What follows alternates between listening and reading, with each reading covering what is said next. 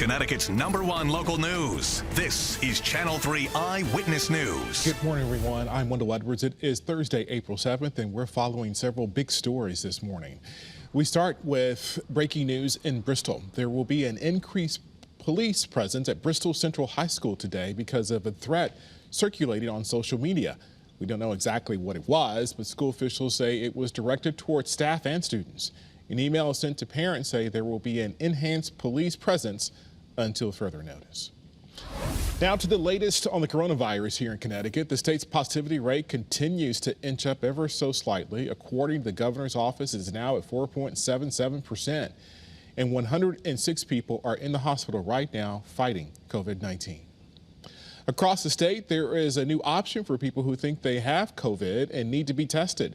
The State Department of Public Health says 40 new test and treat sites have opened. Health officials say people can get tested at each of these locations, and if they test positive, they can also pick up a prescription for antiviral pills. Among the locations are several pharmacies, urgent care centers, and health centers. You can find more information and a link with each site location on the Channel 3 app.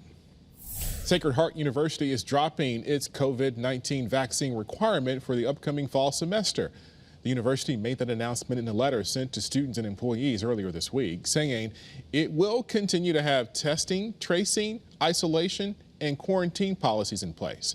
The letter went on to say, quote, "We agree with health experts that the vaccination and booster are critical tools to minimize the impact of COVID-19. However, based on current numbers and trends and in accordance with the CDC guidance, we will recommend vaccination but not require it," end quote. 7:02. Let's take a look at our Doppler, the only live Doppler radar in Connecticut, scanning the state dry. There are a couple of scattered showers to the west of Connecticut, and they're riding to the north of us, but we won't see any rain here in the state until this afternoon, right through tonight and into very early tomorrow morning, and some of that rain could be robust. Let's take a look at early warning futurecast. It's tomorrow's weather today. Again, notice the rain riding to the west of Connecticut and to the north, but not really here in our state. This is 11 o'clock. We'll be under mostly cloudy skies with cooler than normal temperatures, and then here comes that rain, 5 o'clock this afternoon, and just in time for the evening rush. 8 o'clock this evening, it's kind of pouring in parts of northwest and southwest Connecticut, and then it gets a little bit more robust. This is 10 o'clock tonight. That's not looking too particularly good, nor is midnight, 1 o'clock in the morning, right through about 3 in the morning. We are dealing with some moderate to heavy rainfall, maybe even some lightning and thunder and some gusty winds, so we'll certainly keep you posted.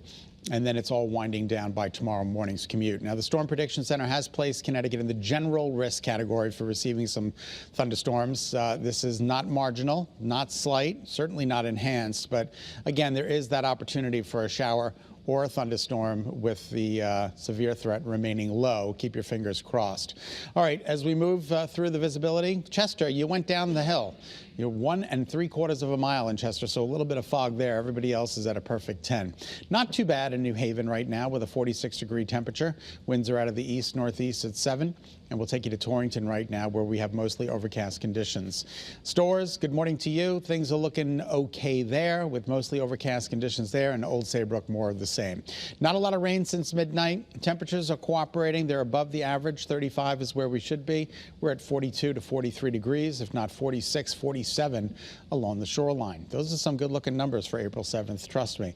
And we are taking a look at a breeze out of the northeast, 7 to 13 to 15 miles an hour. So a little bit of a breeze out there. That'll make the temperatures feel a little bit cooler, but not too much, with temperatures in the mid to upper 40s.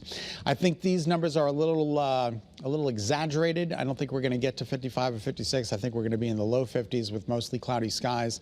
And you'll notice those rain icons start kicking in by this afternoon, particularly along the shoreline. So as we march on through the day today, get ready. I'm going to widen out the shot. You can see there's rain to the west and rain to the south. All of that has to make its way into the state. Daytime highs today, upper 40s, low 50s, cloudy, breezy. More rain. Sun was up at 6:23. We didn't see too much of a sunrise this morning. Sun sets at 7:23, and we certainly won't see it by later on this afternoon either. Tomorrow, a much better day, 62 degrees, lovely day with just a chance for an isolated pop-up shower, not a big deal.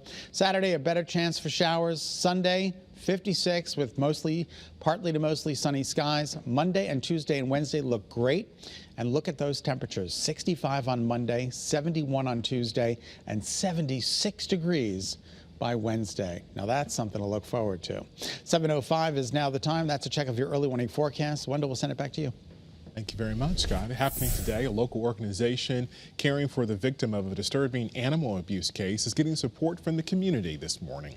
A Derby business is stepping up to raise money for the Shelton Animal Shelter, tasked with helping this German shepherd named Thunder, found shot last week. Channel 3 Eyewitness reporter Audrey Russo has more details. It was almost a week ago that this dog was found with multiple bullet wounds near a park in Derby.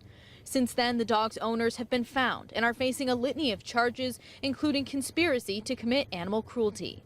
The dog, who police say is named Thunder, is also doing better, but not before undergoing costly surgery to amputate his leg and shoulder blade, which were damaged by the bullets. In a post on social media, the shelter thanked those who donated money towards Thunder's care. Today, Riverwalk Social is donating 20% of sales to the Shelton Animal Shelter to help with the organization's expenses. That was Audrey Russo reporting. The fundraiser begins as soon as Riverwalk Social opens at 11:30 this morning. The dog's owners are set to appear in court for charges next month. In West Haven, investigators are trying to figure out what caused a deadly fire at this home. It happened yesterday afternoon on Cynthia Circle. One person was killed. Our cameras captured investigators focusing on the back of this home. And an Uber driver is expected in court today after Enfield police say he led them on several chases and called them, actually telling them to stop harassing him, leave him alone. Let's tell you how this all went down. The first incident started early yesterday morning when police tried to stop 56-year-old Michael Linares because of a headlight issue. But we told he didn't stop. He kept driving. Police spotted him at the Enfield Square Mall where he actually dropped off an Uber passenger. But then he took off again, even though police told him to stop. They ended up using stop sticks at a mobile gas station and popped his tires. The Enfield police say there was crack cocaine and a weapon in his car. We thank you so much for tuning in to Eyewitness News. Remember, you can get news and weather updates anytime on the Channel 3 app. Have a great Thursday.